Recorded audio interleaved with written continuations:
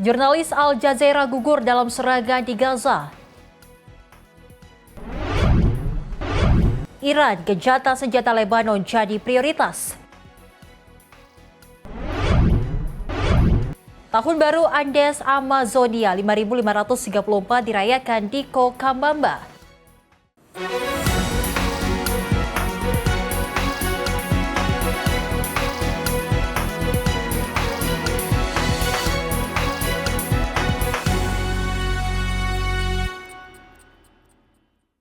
Halo pemirsa, Sorotan Dunia kembali hadir menemani Anda dengan beragam informasi terkait peristiwa dan isu global dari mancanegara. Bersama saya Sally Sregar, ini dia Sorotan Dunia untuk Anda. Pemirsa, kita awali informasinya di mana kecelakaan kereta api terjadi di wilayah Elstow Selatan, Bedford, Inggris pada Jumat sore waktu setempat. Dua kereta penumpang East Midlands Railway bertabrakan menyebabkan 1 orang meninggal dunia dan 89 orang lainnya mengalami luka-luka.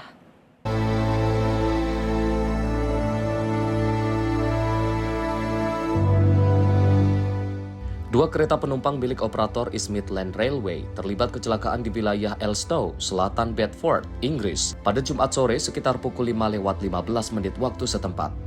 Insiden ini memicu operasi penyelamatan besar-besaran dengan melibatkan berbagai instansi darurat. Rekaman video dari lokasi menunjukkan banyak kendaraan polisi dan ambulans memenuhi area kecelakaan, sementara petugas menutup akses jalan di sekitar lokasi untuk mempermudah proses evakuasi. Kepolisian Transportasi Inggris melaporkan 1 orang meninggal dunia dan 89 orang lainnya mengalami luka dalam insiden ini. Korban meninggal diketahui merupakan seorang masinis kereta. Sementara itu, 33 orang dilarikan ke rumah sakit termasuk 11 korban dengan luka serius. 56 orang lainnya mendapatkan perawatan akibat luka ringan. Layanan ambulans wilayah timur Inggris telah menetapkan status insiden besar atau major incident. Lebih dari 20 ambulans, tim respon area berbahaya, dan ambulan udara diterjunkan untuk menangani para korban. Tabrakan melibatkan kereta rute Corby menuju London St Pancras dan kereta rute Nottingham menuju London St Pancras yang bertemu di wilayah Bedford Selatan. Akibat kecelakaan tersebut, layanan kereta menuju dan dari London St Pancras sempat dihentikan. Sementara jalur Thameslink yang melintasi Bedford dan Luton juga mengalami gangguan operasional. Hingga kini, Badan Investigasi Kecelakaan Perkeretaapian Inggris masih melakukan penyelidikan untuk mengetahui penyebab pasti kecelakaan dan merekonstruksi rangkaian kejadian sebelum insiden terjadi. Tim redaksi Sinpo TV melaporkan.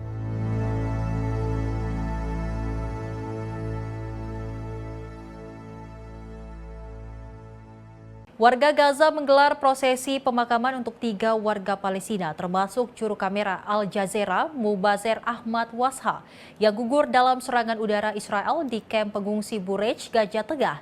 Insiden ini kembali menyorot keselamatan jurnalis yang bertugas di tengah konflik berkepanjangan.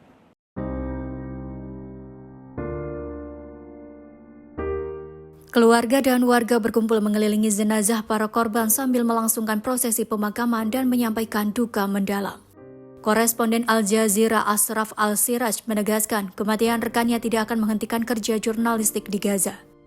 Ia menyatakan para jurnalis akan terus menyampaikan informasi meski menghadapi resiko besar. لماذا قتلت إسرائيل أحمد وشاح؟ لأنه يغطي الفقراء، لأنه يغطي أن إسرائيل دمرت المدارس، لأنه يقول إن إسرائيل دمرت المستشفيات، لأنه يقول إن إسرائيل تحاصر الفلسطينيين في قطاع غزة. لهذا السبب قتل أحمد وشاح، لهذا السبب قتل محمد وشاح، لهذا السبب قدمت قافلة من الزملاء الصحفيين أكثر من 263 صحفيا يقتلون، ونحن نودعهم في ذات المكان. قبل شهرين ودعنا محمد وشاح الذي قتلته إسرائيل أيضا. ماذا تريد منا؟ تريد منا أن نسكت؟ لن نسكت. ها هي تقتل ونحن نتحدث ونقول للعالم أجمع إن هنا قضية يجب أن يعرفها العالم، إن إسرائيل تقتلنا، إسرائيل تبيدنا وتحرمنا من التعليم وتحرمنا من الدواء، تحرمنا من أبسط مقومات الحياة. Menurut Pusat Media Palestina, serangan yang terjadi pada Sabtu 20 Juni 2026 menewaskan Ahmad Washa yang berusia 25 tahun serta menyebabkan sejumlah orang terluka. Di sisi lain, militer Israel menyatakan operasi tersebut menargetkan sosok yang disebut sebagai operatif sayap militer Hamas yang juga bekerja sebagai jurnalis foto Al Jazeera. Dalam pernyataannya, IDF menyebut target dihabisi dalam serangan presisi di Gaza Tengah. Al Jazeera menolak tuduhan tersebut dan menyatakan pihaknya Israel berulang kali menyampaikan klaim yang mereka sebut tidak berdasar terhadap staf media. Menurut jaringan tersebut, langkah itu digunakan untuk membenarkan penargetan terhadap jurnalis yang meliput kondisi di Gaza. Tim redaksi Sinpo TV melaporkan. 3 warga Palestina dilaporkan tewas dan sejumlah lainnya terluka setelah sebuah mobil terkena serangan di kawasan Al-Rimal, Gaza City. Insiden yang terjadi di tengah kawasan padat penduduk ini memicu kecaman dari petugas pertahanan sipil setempat.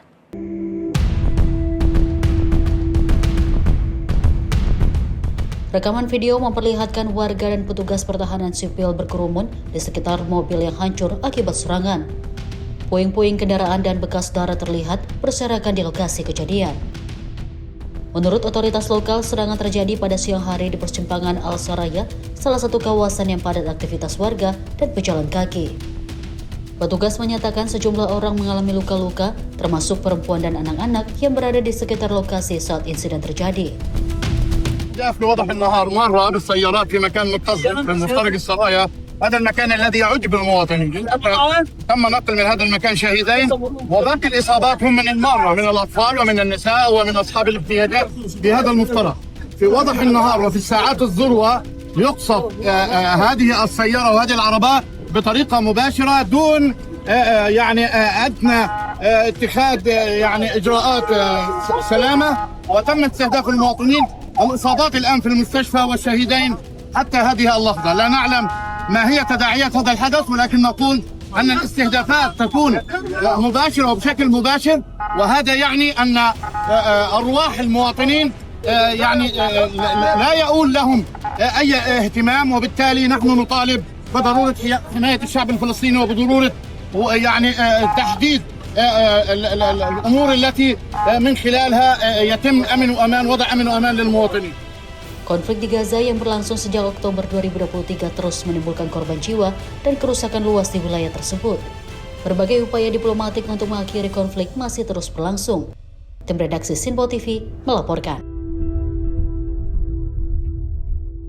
Warga desa Dibin di distrik Marjayon, Lebanon Selatan mulai kembali ke kampung halaman mereka setelah penarikan pasukan Israel.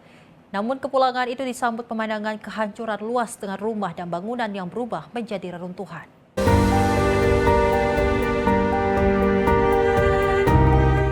Rekaman video menunjukkan warga menyusuri jalan-jalan desa sambil menyaksikan kerusakan dan mencari sisa harta benda di antara puing-puing bangunan.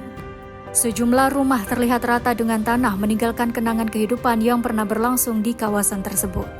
Salah satu warga, Yahya, menggambarkan kondisi desa seperti dilanda gempa atau letusan gunung berapi. Menurutnya selama ini warga hanya bisa menyaksikan penembakan dari kejauhan dan tidak diizinkan untuk kembali masuk. Warga lain, Imad Suwaid, menjelaskan bahwa tentara Lebanon sebelumnya menutup akses menuju desa untuk menjamin keselamatan penduduk. Namun, meski menghadapi kerusakan besar, banyak keluarga tetap merasa bersyukur dapat kembali ke rumah mereka. Menurut media nasional Lebanon, tim dari Resimen Teknik Militer bersama satuan lain telah memulai operasi pemulihan dan pembersihan di Dibin dan Balat. Sebelumnya, militer Israel menetapkan garis yang disebut sebagai Yellow Line di Lebanon Selatan untuk membatasi akses warga ke area yang masih berada dalam pengawasan mereka. Pemulangan warga ini terjadi di tengah dinamika diplomatik menyusul kesepahaman yang diklaim dicapai antara Amerika Serikat dan Iran untuk menghentikan konflik di berbagai front termasuk Lebanon. Namun Israel menegaskan tidak menjadi pihak dalam kesepakatan tersebut. Tim redaksi Sinpo TV melaporkan.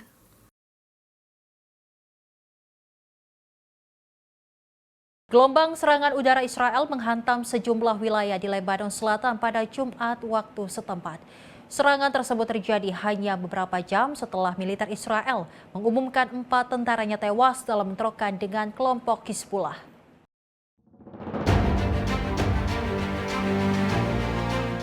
Rekaman video menunjukkan kepulan asap tebal membumbung di atas kota Nabatih Al-Falqa, dan sejumlah wilayah sekitarnya setelah diguncang serangan udara. Kementerian Kesehatan Lebanon melaporkan sebanyak 18 orang tewas dan 33 lainnya luka-luka akibat serangan yang menghantam kawasan Nabatih. Militer Israel menyatakan operasi tersebut dilakukan sebagai respon atas dugaan pelanggaran gencatan senjata yang berulang oleh Hizbullah. Pasukan Pertahanan Israel atau IDF mengatakan serangan menargetkan posisi dan infrastruktur Hizbullah di sejumlah titik di Lebanon Selatan. Sebelumnya militer Israel juga mengkonfirmasi 4 tentaranya tewas dalam pertempuran di Lebanon Selatan. Media Israel melaporkan belasan tentara lainnya mengalami luka-luka dalam bentrokan di sekitar kawasan Kafar Tibnit dan perbukitan Ali Al-Tahir.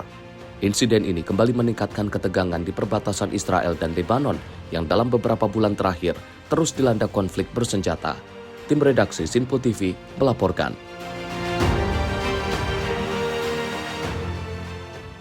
Kementerian Pertahanan Rusia merilis rekaman yang diklaim menunjukkan serangan terhadap pos komando drone dan infrastruktur yang digunakan pasukan Ukraina. Operasi disebut menargetkan sejumlah titik di Kharkov, Kiev, Sami, Chernigov, serta wilayah Donetsk yang masih dikuasai Ukraina.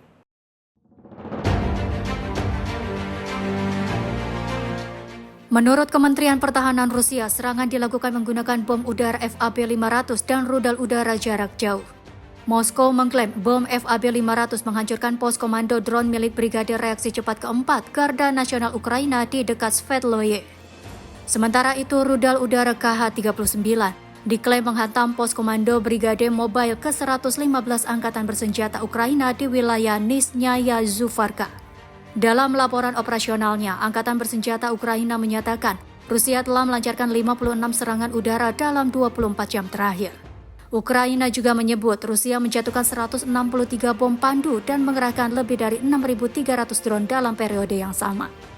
Konflik Rusia dan Ukraina berlangsung sejak Februari 2022 setelah Moskow mengakui kemerdekaan Donetsk dan Lugansk.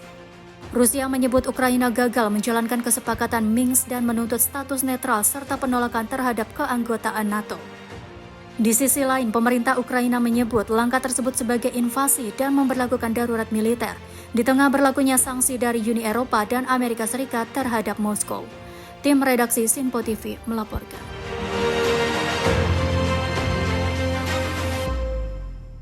Pemirsa, ratusan hingga puluhan demonstran turun ke jalan di London untuk memperingati 10 tahun referendum Brexit yang memutuskan Inggris keluar dari Uni Eropa. Dalam aksi tersebut, para peserta menyebut Brexit sebagai kesalahan besar dan mendorong pemerintah Inggris untuk kembali bergabung dengan blok Uni Eropa.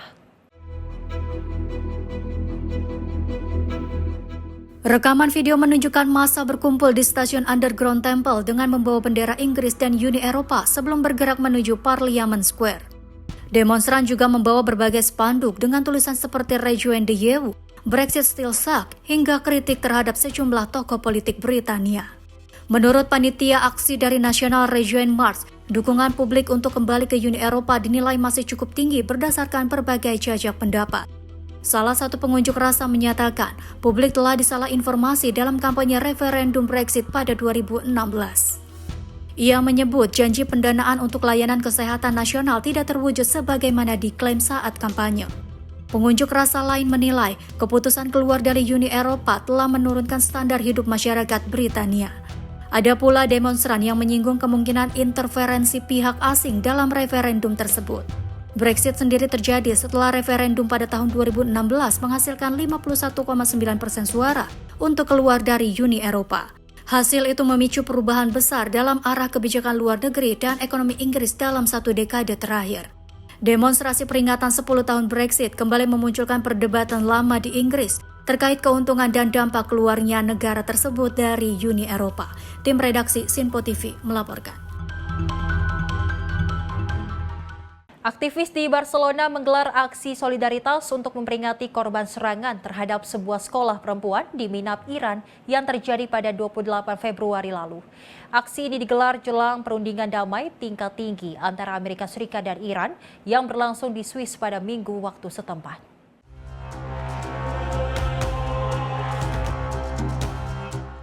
Rekaman video menunjukkan para pengunjuk rasa membawa foto anak-anak korban tewas dalam serangan bersama gambar pemimpin Iran Ayatollah Ali Khamenei.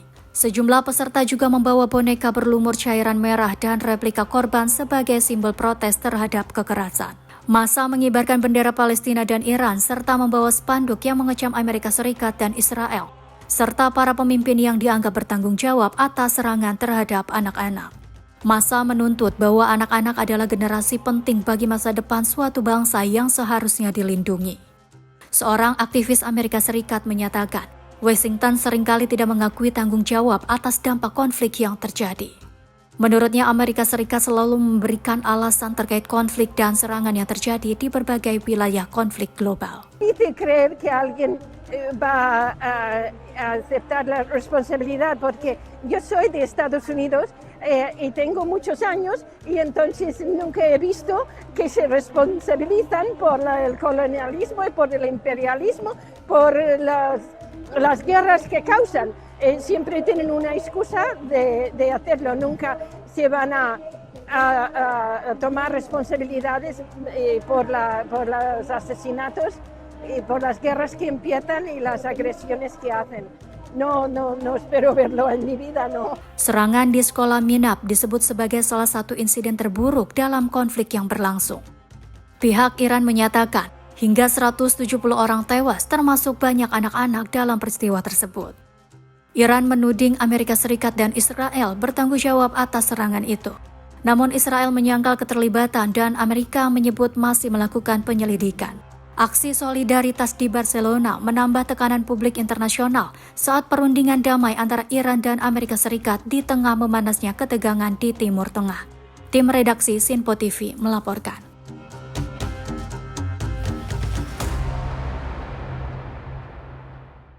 Puluhan aktivis dan pendukung Palestina berunjuk rasa di depan Kementerian Luar Negeri Spanyol di Madrid. Mereka menuntut pembebasan 10 relawan kemanusiaan yang ditahan di Libya saat dalam misi mengirimkan bantuan untuk Gaza.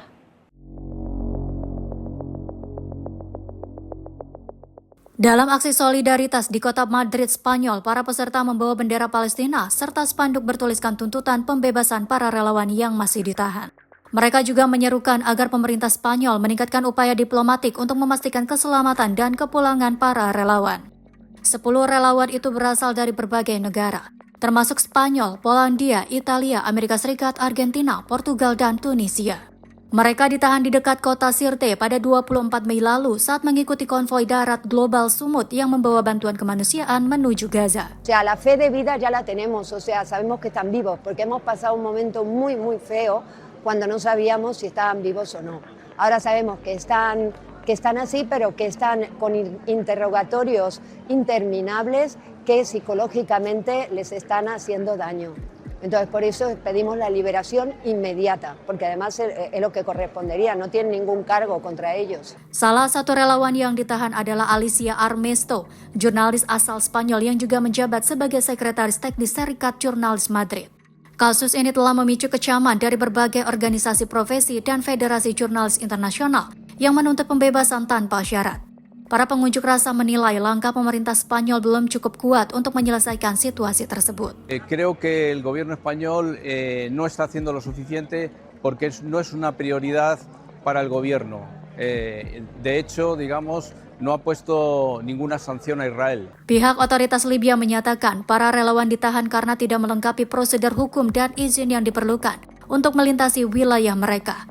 Sementara itu, konvoi Global Sumut yang terdiri dari lebih dari 200 peserta dari 35 negara terpaksa mengakhiri misinya pada akhir Mei setelah penahanan tersebut terjadi. Tim redaksi Sinpo TV melaporkan. Sementara itu, pemirsa, ribuan warga memadati jalanan Paris, Prancis dalam aksi bertajuk March Against Racism atau Mars Melawan Rasisme. Aksi ini digelar sebagai respon terhadap meningkatnya kekhawatiran atas diskriminasi dan menguatnya pengaruh kelompok sayap kanan jauh di Prancis. Para peserta berkumpul di pusat kota Paris sebelum melakukan pawai sambil membawa spanduk dan plakat bertuliskan pesan-pesan anti-rasisme. Mantan anggota Parlemen Eropa, Jean-Luc Mélenchon juga terlihat bergabung dalam barisan aksi bersama ribuan peserta lainnya. Sementara itu, aksi ini digagas oleh Wali Kota Saint-Denis, Bali Bagayoko, dan didukung berbagai kelompok masyarakat serta tokoh politik sayap kiri Prancis. Dalam orasinya, penyelenggara menegaskan bahwa mobilisasi masyarakat menjadi jawaban terkuat untuk menghadapi menguatnya gerakan sayap kanan jauh di Prancis.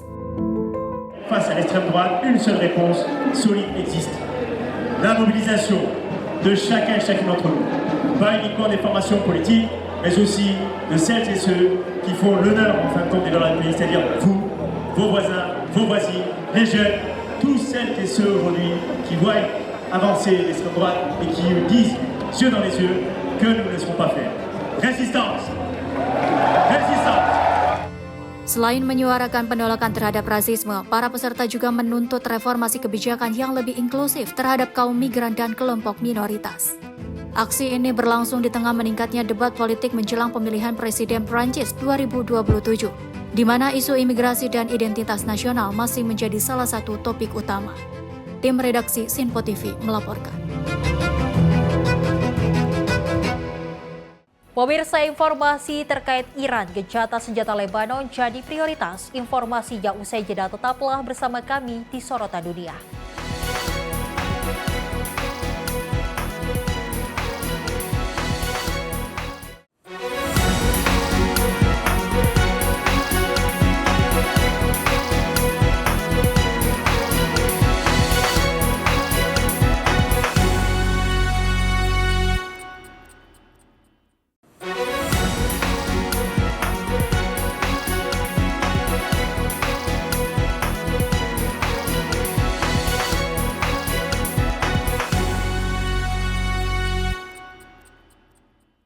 Terima kasih pemirsa, Anda kembali menyaksikan Sorotan Dunia.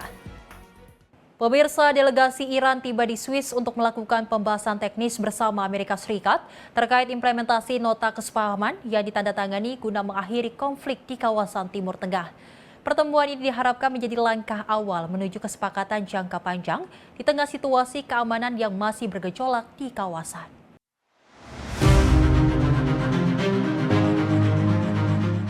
Rekaman video menunjukkan delegasi Iran tiba di Swiss pada Sabtu malam waktu setempat. Rombongan dipimpin oleh Ketua Parlemen Iran, Muhammad Baghir Ghalibaf, dan tiba menggunakan pesawat bertuliskan Minab 168. Nama tersebut digunakan sebagai penghormatan kepada anak-anak dan staf sekolah putri Sajareh Tayyebah yang tewas dalam serangan rudal sebelumnya. Pembicaraan dijadwalkan berlangsung di resort Bukingstock, Swiss, dengan mediasi dari Qatar, Pakistan, dan Swiss. Ketiga negara berupaya mengubah nota kesepahaman sementara menjadi dasar bagi penyelesaian konflik yang lebih permanen.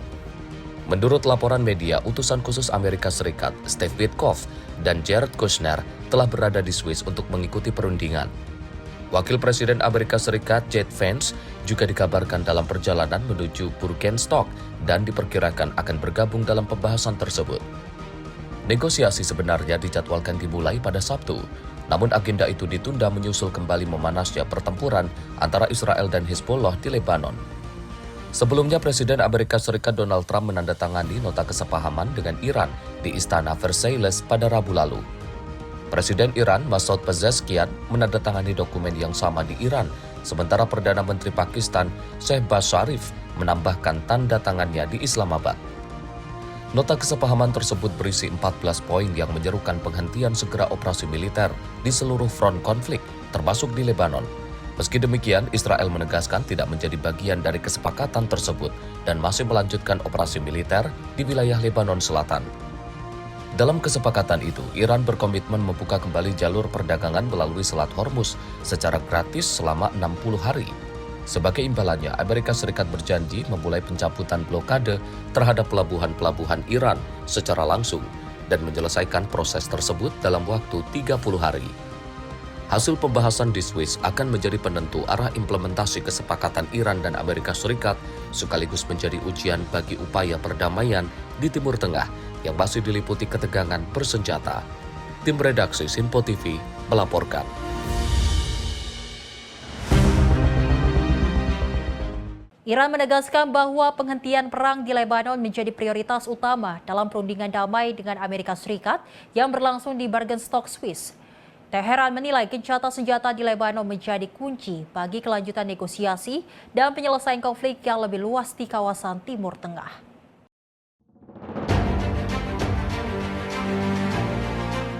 Anggota tim negosiasi ekonomi Iran, Hossein Ghorbanzadeh, mengatakan bahwa isu Lebanon menjadi pokok pembahasan dalam pertemuan bilateral maupun multilateral yang berlangsung di Bürgenstock. Menurutnya, tanpa terwujudnya gencatan senjata di Lebanon, negosiasi mengenai isu-isu lain akan sulit dilanjutkan. Ghorbanzadeh menyebut penekanan terhadap penghentian perang di Lebanon disampaikan langsung oleh delegasi Iran yang dipimpin Ketua Parlemen Mohammad Bagher Kalibaf. Pihaknya optimis hasil konkret dapat dicapai menjelang berakhirnya sesi perundingan hari ini. Selain isu keamanan, pembahasan juga mencakup pencabutan sanksi terhadap Iran. Ghorbanzadeh mengatakan delegasi Qatar menunjukkan kesiapan untuk membahas klausul 11 dalam kesepakatan yang mencakup pelepasan aset-aset Iran. Sementara itu, klausul 10 mengenai pengecualian sementara sanksi terhadap minyak dan produk turunannya. Ia menyebut draft final telah diselesaikan. Iran berharap pengecualian dan pelonggaran sanksi tersebut dapat segera diberlakukan dalam waktu dekat. Perundingan Iran dan Amerika Serikat di Burgenstock dimediasi oleh Pakistan dan Qatar.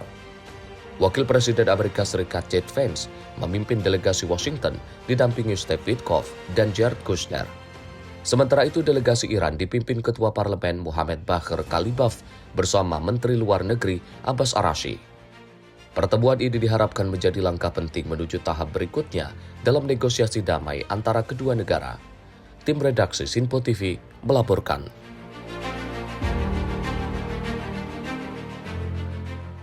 Presiden Amerika Serikat Donald Trump melontarkan pujian kepada Perdana Menteri Israel Benjamin Netanyahu dengan menyebutnya sebagai pemimpin masa perang.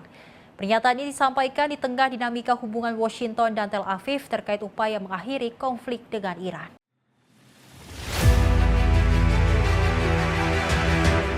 Berbicara di pangkalan gabungan Andrews, Trump menegaskan hubungan Amerika Serikat dan Israel tetap kuat meskipun muncul laporan mengenai perbedaan sikap antara kedua negara. Trump menyebut Netanyahu sebagai sosok yang berperan besar dalam operasi militer yang dilakukan Israel dan Amerika Serikat terhadap Iran. And obviously we fought very well with Israel and we've had a great relationship with Israel. We were very formidable. And Bibi Netanyahu is a warrior prime minister, and he should be acknowledged as that. They should give him credit because he really did. We had a very good relationship, General, with all of them. We really fought hard with Israel.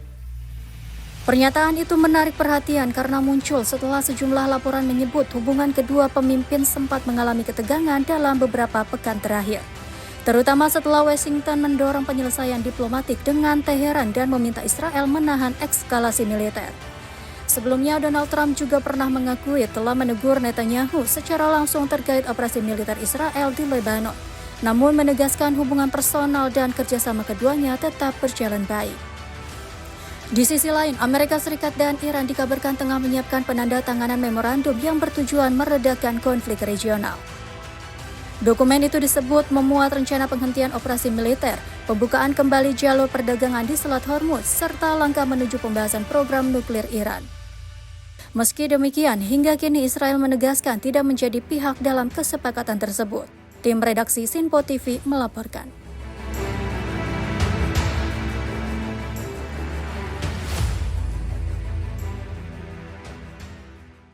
Sejumlah kapal komersial dan tanker minyak terlihat berlabuh di Bandar Abbas setelah Komando Militer Gabungan Iran mengumumkan penutupan kembali Selat Hormuz. Teheran menyebut langkah ini diambil sebagai respon atas dugaan pelanggaran kesepakatan dan berlanjutnya serangan di Lebanon Selatan.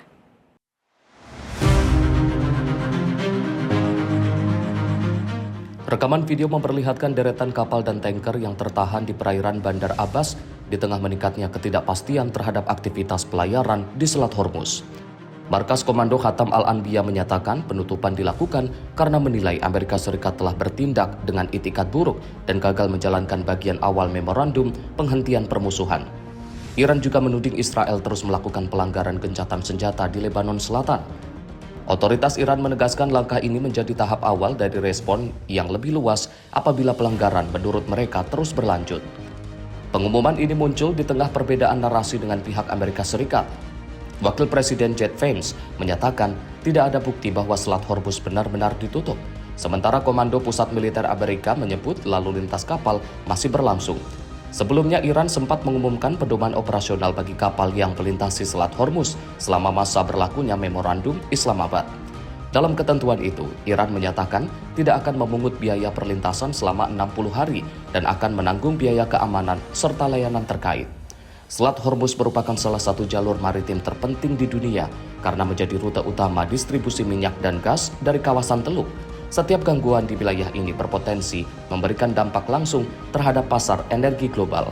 Tim redaksi Sinpo TV melaporkan.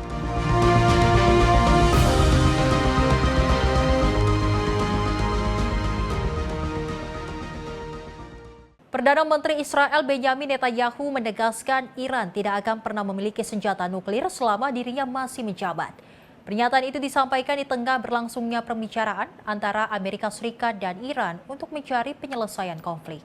And I say to you now what I said at my brother's grave just a few hours ago. Today, I said, no matter what happens in the talks, with an agreement, without an agreement, I pledge to you that Iran, as long as I'm Prime Minister, will never have a nuclear weapon. Never. As long as I am the Prime Minister of Israel, I will not let that happen. Berbicara dalam CNS International Policy Summit 2026 di Yerusalem, Netanyahu menegaskan bahwa apapun hasil negosiasi yang berlangsung dengan atau tanpa kesepakatan, Iran tidak akan diizinkan memiliki senjata nuklir. Pernyataan ini disampaikan saat Amerika Serikat dan Iran masih melanjutkan perundingan di Bergenstock, Swiss.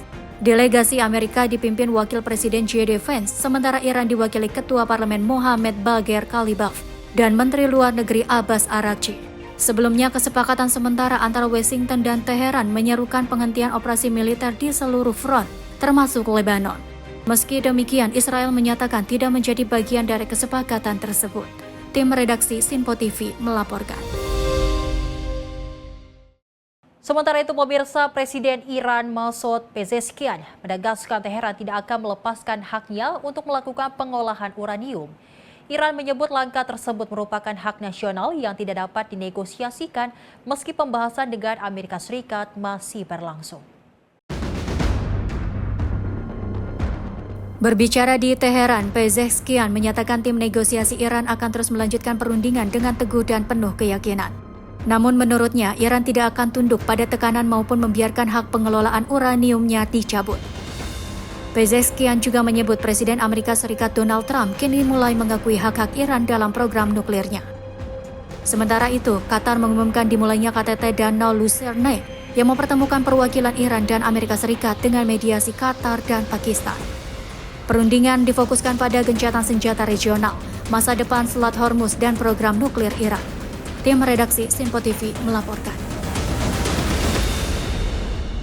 Inggris dan Jerman mengumumkan bantuan militer baru untuk Ukraina, dengan fokus utama pada penguatan sistem pertahanan udara di tengah berlanjutnya serangan rudal dan drone Rusia. Dalam pertemuan Menteri Pertahanan NATO dan kelompok kontak pertahanan Ukraina di Brasil, Menteri Pertahanan Inggris dan Jerman menegaskan komitmen mereka untuk meningkatkan dukungan militer bagi Kiev. Menteri Pertahanan Inggris dan Jarvis mengumumkan bahwa London akan menyediakan bantuan berupa 150.000 drone produksi Ukraina, lebih dari 350 rudal pertahanan udara, serta sistem radar yang akan diserahkan hingga akhir tahun.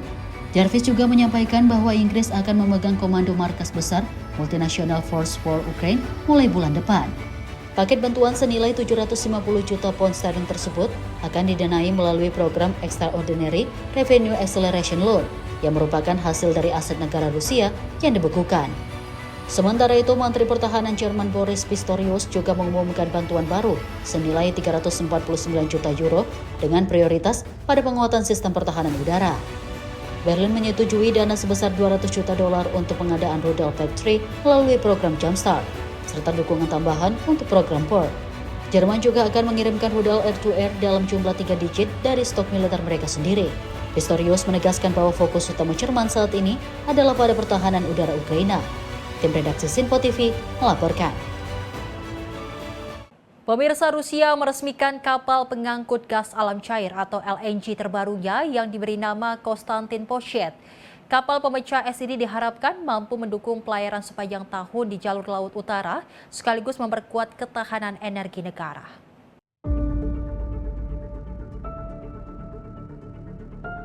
Prosesi penamaan kapal digelar di galangan kapal Jasta, wilayah Primorske, Rusia.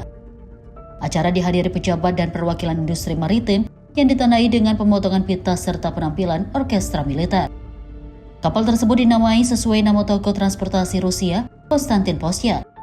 Kapal diharapkan mampu menjaga kelancaran pelayaran di jalur laut utara dan berkontribusi terhadap pendapatan serta ketahanan energi Rusia. Kapal Konstantin Posyat merupakan kapal LNG kelas R7 dengan panjang 300 meter dan kapasitas angkut lebih dari 172.000 meter kubik gas alam cair. Kapal ini mampu menembus lapisan es setebal lebih dari 2 meter sehingga dapat beroperasi dalam kondisi ekstrim di kawasan Arktik. Kapal ini akan diawaki oleh 29 pelaut Rusia dan menjadi bagian dari upaya pengembangan armada LNG nasional di jalur laut utara. Tim redaksi Sinpo TV melaporkan.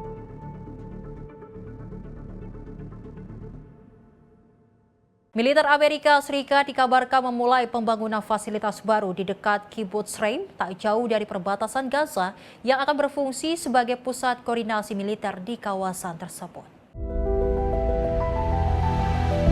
Video yang beredar menunjukkan pekerjaan di lokasi tersebut dengan pendirian tenda dan pos pengamatan. Proyek ini disebut akan menampung beberapa ribu personel dan dilengkapi fasilitas seperti bunker, menara pengawas, area penyimpanan, dan komando. Sejumlah laporan media Israel menyebut nilai proyek mencapai sekitar 500 juta dolar Amerika Serikat. Namun pejabat Gedung Putih menegaskan belum ada keputusan resmi terkait pembangunan pangkalan permanen di dekat Gaza. Washington menyatakan pasukan Amerika tidak akan ditempatkan di dalam Gaza dan akan tetap beroperasi di luar wilayah tersebut melalui koordinasi bantuan internasional. Proyek ini terkait dengan rencana pasca Perang Gaza yang didukung Amerika Serikat dan didukung Dewan Keamanan PBB melalui Resolusi 2803 yang mengatur pembentukan kekuatan stabilisasi internasional dan mekanisme rekonstruksi. Bagi Palestina, keberadaan fasilitas ini dinilai dapat menimbulkan kekhawatiran terkait kontrol perbatasan dan distribusi bantuan. Sementara bagi Washington, proyek ini menjadi bagian dari upaya stabilisasi tanpa mengerahkan pasukan ke dalam Gaza. Tim redaksi Sinpo TV melaporkan. Presiden Rusia Vladimir Putin membahas penguatan kerjasama dengan negara-negara ASEAN dalam KTT Rusia-ASEAN yang digelar di Kazan. Putin menyebut kemitraan Rusia dengan ASEAN memiliki peran penting dalam menjaga stabilitas kawasan Asia Pasifik di tengah dinamika geopolitik global. Pertemuan tingkat tinggi itu juga membahas kerjasama di berbagai sektor seperti perdagangan, energi, investasi, hingga teknologi dan pendidikan. Di samping agenda utama KTT, diselenggarakan juga Expo Kerjasama yang menampilkan potensi ekonomi dan kemitraan antara Rusia dan negara-negara ASEAN. Selama kegiatan berlangsung, Presiden Putin juga menggelar jamuan makan bersama para delegasi sebagai bagian dari diplomasi KTT. Sejumlah pertemuan bilateral juga digelar di sela-sela KTT untuk membahas kerjasama lebih spesifik antara Rusia dan masing-masing negara ASEAN. KTT Rusia-ASEAN di Kazan ini dihadiri oleh 11 negara anggota ASEAN dan berlangsung pada 17 hingga 19 Juni 2026. Tim redaksi Sinpo TV melaporkan. Pemirsa, Tahun Baru Andes Amazonia 5534 dirayakan di Cochabamba. Informasinya usai jeda, tetaplah bersama kami di Sorotan Dunia.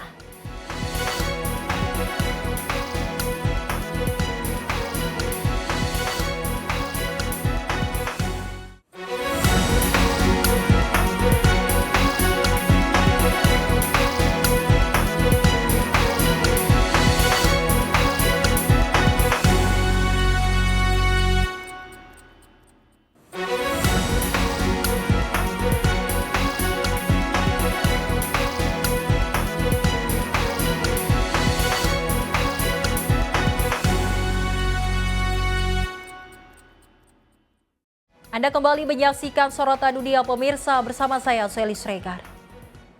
Pemirsa, lebih dari 22.000 pecinta olahraga mengikuti ajang Nike Race di Moskow, Rusia. Lomba lari malam tahunan yang memasuki penyelenggaraan ke-13 ini menjadi salah satu event olahraga paling dinanti oleh warga dan wisatawan di ibu kota Rusia.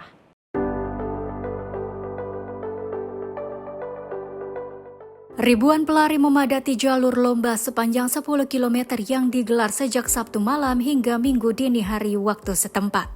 Para peserta berlari menyusuri sejumlah tepi sungai dan kawasan ikonik di Moskow yang diterangi gemerlap lampu malam. Sepanjang rute, suasana semakin meriah dengan dukungan para penonton yang membawa spanduk dan papan semangat untuk menyemangati para pelari. Garis finish ditempatkan di University Square dekat gedung utama Universitas Negeri Moskow Lomonosov. Lokasi tersebut menjadi titik akhir perjuangan ribuan peserta yang berhasil menyelesaikan lomba dengan penuh semangat. Sebagai bentuk apresiasi, seluruh peserta yang berhasil menuntaskan lomba menerima medali khusus sebagai kenang-kenangan. Night Race Moskow tidak hanya menjadi ajang kompetisi olahraga, tetapi juga menjadi sarana promosi gaya hidup sehat dan kebersamaan di tengah masyarakat. Penyelenggara berharap Night Race dapat terus menarik minat masyarakat untuk beraktivitas fisik serta menjadi salah satu ikon event olahraga tahunan di Moskow. Tim redaksi Sinpo TV melaporkan. Euforia Piala Dunia tak menyurutkan semangat warga diaspora Kolombia di Meksiko untuk menyalurkan hak pilih mereka. Di tengah dukungan kepada tim nasional, para diaspora tetap mengikuti putaran kedua pemilihan presiden negaranya. Suasana Global Village di kawasan Bosque de Chapultepec dipenuhi para pendukung Kolombia yang datang mengenakan atribut tim nasional. Namun di balik meriahnya Piala Dunia, perhatian mereka juga tertuju pada pemilihan presiden di negaranya. Sejumlah warga Kolombia mengaku telah memberikan suara melalui konsulat Kolombia di Mexico City. Mereka menilai, meski berada ribuan kilometer dari tanah air, partisipasi dalam menentukan masa depan negara tetap menjadi tanggung jawab setiap warga. Di tengah antusiasme Piala Dunia, perbedaan pilihan politik juga mewarnai kalangan diaspora Kolombia. Meski demikian, mereka sama-sama berharap pemilihan berlangsung damai dan menghasilkan pemimpin terbaik bagi Kolombia. Menurut otoritas pemilu Kolombia, lebih dari 1,4 juta warga Kolombia yang tinggal di luar negeri terdaftar memiliki hak pilih dalam pemilihan presiden tahun ini. Tim redaksi Sinpo TV melaporkan. Seorang seniman asal Argentina mengubah bola sepak jalanan bekas menjadi karya seni yang mengabadikan sejarah dan momen bersejarah Piala Dunia. Di tempat workshopnya, tepatnya di kota Buenos Aires, Peti Lopez melukis bola-bola sepak bekas dengan ilustrasi tokoh legendaris, lambang federasi, dan momen ikonik dari setiap edisi Piala Dunia. Proyek bertajuk World Glories ini dimulai pada 2013 dan terus bertambah satu koleksi setiap Piala Dunia berakhir. Kini koleksinya mencapai 22 bola yang mewakili seluruh edisi turnamen hingga tahun 2022. Lopez mengaku memilih menggunakan bola bekas karena baginya benda tersebut menjadi simbol masa kecil dan budaya sepak bola jalanan di Argentina yang telah melahirkan banyak pemain besar seperti Diego Maradona dan Lionel Messi. Berkat keunikannya, koleksi World Glories telah dipamerkan di sejumlah lembaga budaya dan instansi bergengsi di Argentina, termasuk Museum Evita dan Gedung Kongres Nasional. Tim redaksi Sinpo TV melaporkan.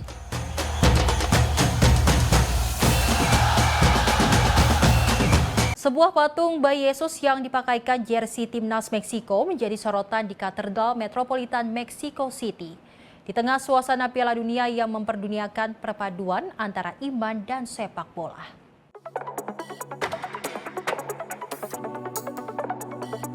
Patung yang diketahui sebagai Football Baby Jesus itu terlihat didudukan di atas tahta emas, mengenakan seragam timnas Meksiko dan sepatu olahraga putih dengan dua bola sepak di sekitarnya.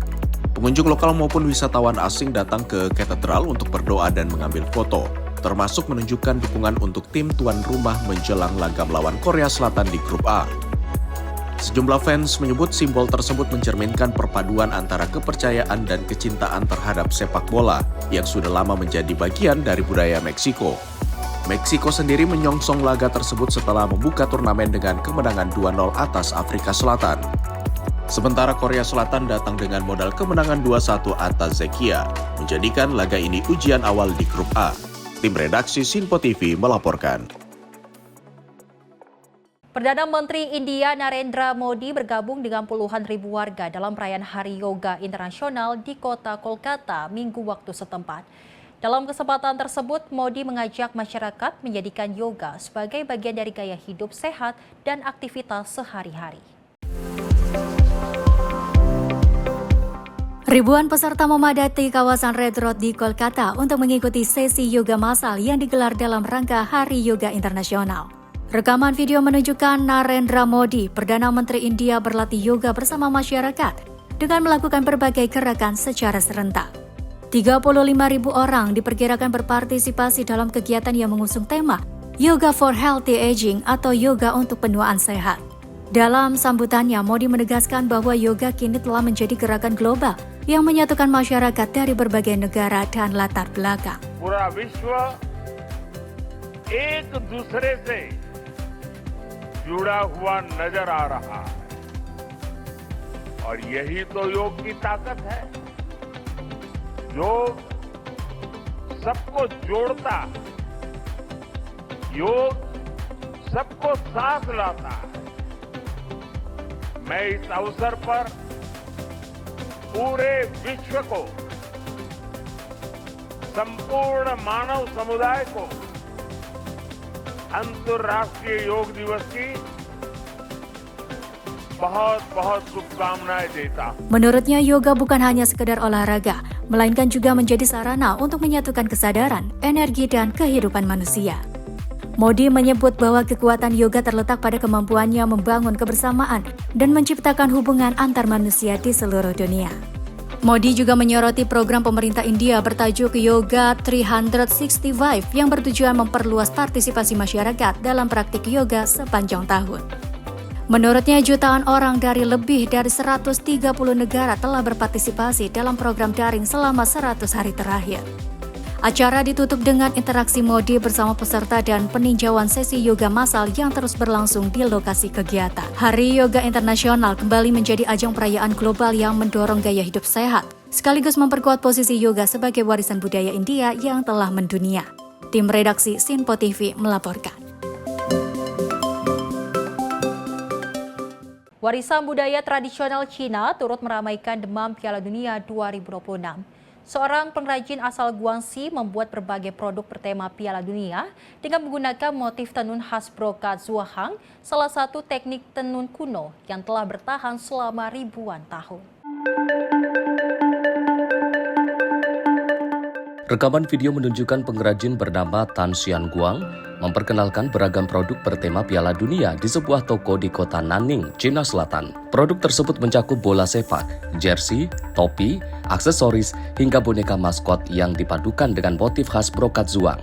Tan mengatakan momentum Piala Dunia menjadi kesempatan untuk memperkenalkan budaya Zhuang ke tingkat internasional. Etnis Zhuang merupakan kelompok etnis minoritas terbesar di Cina dengan populasi lebih dari 19 juta jiwa, sementara penduduk mayoritas tinggal di wilayah otonom Guangxi Zhuang. Sebagai pewaris resmi tradisi tenun brokat Zhuang, Tan menjelaskan desain produk ini terinspirasi dari gerakan dan dinamika permainan sepak bola. Motif garis yang mengalir dan fleksibel dipilih untuk mencerminkan energi serta kecepatan olahraga tersebut. Koleksi ini juga menampilkan versi baru maskot tradisional Guangxi bernama Mome yang dirancang ulang agar lebih mudah dikenali sebagai simbol budaya Zhuang. 为什么用壮锦做呢？一个壮锦，我们一定要走出国，因为我们的壮锦呢，因为传统的话呢，它跟三大名锦比，它比较粗犷，它都是炫耀在村庄里面，就没有出过省，更没有出过国。那想让全世界人都了解它，就借助这个世界杯这个机会，我们就把品呢推出去。 Tenun brokat Zhuang sendiri memiliki sejarah lebih dari 2.200 tahun dan selama ini banyak digunakan dalam busana tradisional masyarakat setempat. Melalui koleksi khusus ini, para pengrajin berharap brokat Zhuang dapat semakin dikenal dunia dan menjadi bagian dari kehidupan modern tanpa kehilangan nilai budayanya. Tim redaksi Sinpo TV melaporkan. Pemirsa, puluhan warga di Cochabamba, Bolivia merayakan Tahun Baru Andes Amazonia ke-5534 dengan menggelar ritual tradisional untuk menyambut titik balik musim dingin. Dalam upacara ini, masyarakat memberikan persembahan kepada Pachamama atau Ibu Bumi, termasuk pengorbanan lama sebagai bagian dari tradisi leluhur.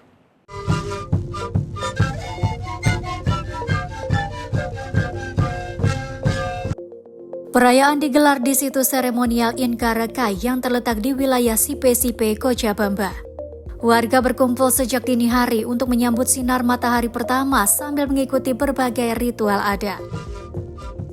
Alunan musik tradisional, tarian, serta prosesi persembahan mewarnai jalannya perayaan yang menjadi bagian warisan budaya masyarakat Andes. Dalam ritual yang dikenal sebagai Wilancha, seekor lama dikorbankan sebagai persembahan kepada Pachamama. Darah hewan tersebut dipercaya melambangkan kesuburan dan harapan akan musim tanam yang melimpah. Bagi masyarakat setempat, tradisi ini bukan sekadar ritual keagamaan, melainkan wujud rasa syukur atas keberlanjutan siklus alam dan hasil pertanian yang menjadi sumber kehidupan mereka. Quizás es una tradición antiquísima, ¿no? Milenaria, de años y años. Quizás ya estaban un poco en el olvido. Sin embargo, desde el siglo anterior, de 1990, por ejemplo, se ha ido recuperando este ritual, esta gran festividad del Intihuatana, Año Nuevo Andino Amazónico. Principalmente ha sido esto es el centro principal de Xochapampa, Incazacay, un lugar donde vivían los incas. Era un buen observatorio para ver toda la producción de los diferentes pisos ecológicos del valle. Penyelenggara menyebut Xochapamba menjadi salah satu pusat utama kebangkitan kembali tradisi Tahun Baru Andes Amazonia yang berakar kuat pada peradaban Inca.